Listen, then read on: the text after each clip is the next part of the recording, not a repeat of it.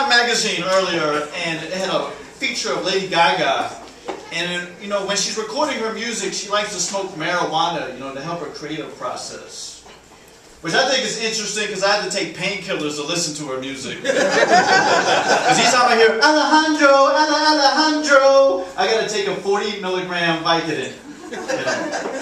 So I just can't get into her music. She has these other songs like I was born this way, baby, I was born this way, baby, I was... It's like, born what way, with a penis? You know, the songs are more like, I'm a transvestite, baby, I'm a transvestite. Because I'll be honest, like, as far as, you know, physical features, she has to be one of the ugliest pop singers of all time.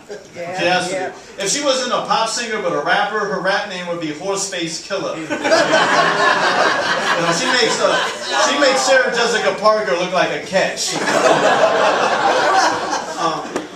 And Whitney Houston, she just died. You know, rest in peace, Whitney Houston.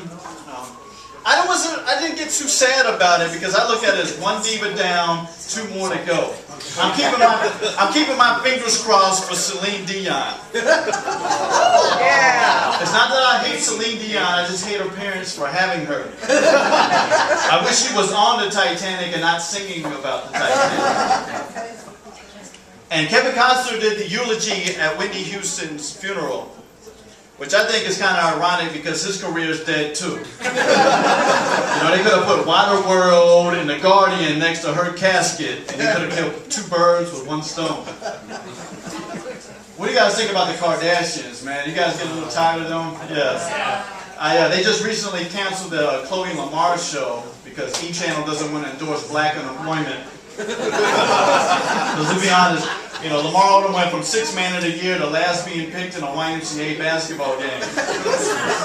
And the Kardashians, they're on everything too. You know, magazines and television and black athletes. No, they love some black athletes. If you put a jersey on a brick of black coal, they would fuck it. It's true. You know, I just found out that, you know, I have a really weak libido at the age of 26. You know, it's like I just can't get it up. You know, I can't even watch porno anymore the same way. I don't even watch porno for the sex anymore. I watch it for interior design ideas. Each time I watch a porn, I just have to pause it like, wow, that's a really nice coffee table. Is that Corinthian leather? Is that for the Sotheby's catalog? That's nice. I'm the only person that gets mad when there's an ejaculation on the Egyptian tapestry. That's a $10,000 rug, stupid, watch your name. It's irreplaceable. Because of my porno addiction, I have so many viruses on my computer. I have like the Magic Johnson of viruses. I should have wore a Trojan virus on my computer. I get like the porno pop-ups and Viagra ads. So apparently my PC thinks I have erectile dysfunction. This is partially the case. I can't get a girl to fuck me. That's what it is. I get a lot of phone sex. If phone sex was actual sex, you girls right there will look at me like George Clooney. But since my libido was so weak, I'm more like Nick Clooney. You know, I can barely get it up. But you want to make phone sex interesting? Wait until you have an asthma attack to make the phone call. And she's going to think you're horny because you're breathing really hard into the phone, even though you're suffering from chronic inflammatory disease. Look, trust me, I did the other night, and I got this girl so orgasmic. Just called her up. It's like, Stacy, I want to lick you all over tonight. She's like, Max, you're making me so horny. It's like, what about you? It's like, well, I'm horny too, but I also need somebody to take me to urgent care. It's the marketplace right now, man, is really fucked up, man. If you have a job, be thankful. That's a blessing to have a job right now, you know.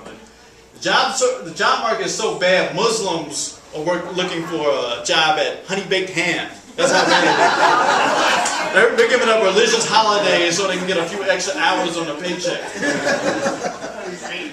And they're giving up like Ramadan, which is a day of all fasting, no sex and all day prayer.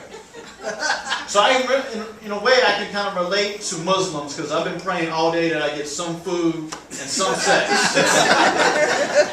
You know, I'm so sexually deprived. I thought this girl's G-spot was next to her tennis elbow. It's an election year, guys. You guys know who you're going to vote for? You guys probably just got off the boat. So the Mexican people just hopped the border. So white people, who are you going to vote for? Mitt Romney? Not going to vote? Okay. I used to work for the Democratic Party, so I helped put Obama in the office. I was one of those annoying people with a clipboard that stand next to the bus stop. Like, are you going to vote? Can I get you to vote? I was that guy. But I try to make my job interesting. So instead of going to a gas station, a grocery store, or a bus stop, I like to go to strip clubs to get girls registered to vote. Because we know two things about strippers. They don't vote and they don't go to college. You know, because the clear heels and whore glitter pretty much is a giveaway. So I would go to this place called Deja Vu, which is a strip club in Cincinnati, Ohio. And I go up there, you know, I get a lap dance. And the strippers always ask that stupid question, can I do anything else for you? Like, absolutely. Are you registered in the state of Ohio? Yeah, we're trying to get some new registered. I got strippers named like Fantasy and Charmaine, Charisma, you know, registered to vote. I think slavery was the worst thing in American history. You know, it's like slavery, Pearl Harbor, 9/11. You know, because we stole Africans and used them for free labor to build this country, and they did it for over 400 years. And they disrespected the master, we raped the women, and we killed the men. But the second worst thing in American history has to be black entertainment television. BET. BET did a 9/11 style attack on the English language. If the Twin Towers were 2 stacks of grammar books, BET would have came through a long time ago and knocked them down. Because I was watching some show on there, the English was so bad that the captions on my television came up in Arabic. I didn't know if I was watching like some reality show or like the Al Jazeera network. It's like, is this a new Bin Laden tape? But they should have a new show on BET to save the channel. And it'd be fitting. I think they should have like Flavor Flav and Fantasia host Ebonics with the Stars. I would watch that. Wouldn't that be funny? Like watching Magic Johnson say Kuji Chakalia the second day of Kwanzaa. I think that'd be funny. Then they got a show on MTV which is just despicable. It's called Super Sweet 16. Have you guys ever seen this show? Oh, it's awful. It's like they turn some rich fucking nitwit just turned 16. They got $1 million birthday party, you know, a $60,000 car and a $20,000 cake, and they're still ungrateful.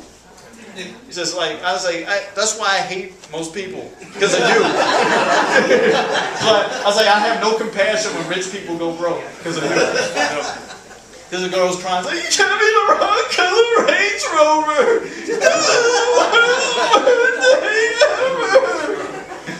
When I turned 16, my mom was like, you know, Max, you're 16 now. You're old enough to get a part-time job. But when you're 16, you have like 2 choices. You can either work at fast food or the movie theater. But I didn't have that, you know, I figured I would work at the movie theater because I could see movies for free. But I didn't last there long enough. I got fired during the training process. I was the only person to get fired during the training process. They're like, Max, your register is $65 short, and apparently you can't do basic addition. You know, we're going to have to let you go. I said, you know, you could have fired me over the phone. I was like, you could have saved me the trip. I took a razor scooter 3 miles to get here today. I don't care if you don't want me in here. You could have just called me. I could have saved me a trip. I do Career Builder.